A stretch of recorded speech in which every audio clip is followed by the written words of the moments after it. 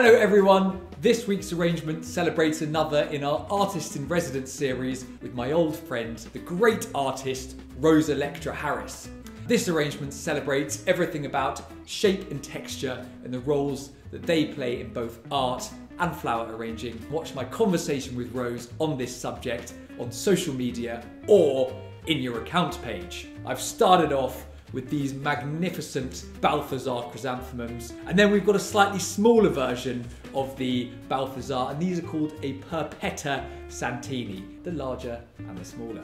We then have some beautiful tulips that are arriving attached to the bulb. You can actually just remove the bulb before arranging with them, and then you keep these in your fridge till October, plant them in the soil in October, and in a year you will get some tulips. Then in the middle of the bunch, standing tall and proud, we have some Maryland red antirrhinums. And then adding a pop of colour to the middle of the bunch, we have some irises. We then finish off with the Eucalyptus parvifolia, and you can whip off one of the leaves, try crushing it, give it a smell. Always remember your flower care. You've got to snip an inch off the end of all your stems. You've got to use room temperature water, fill your vase about a third full, and use your flower food.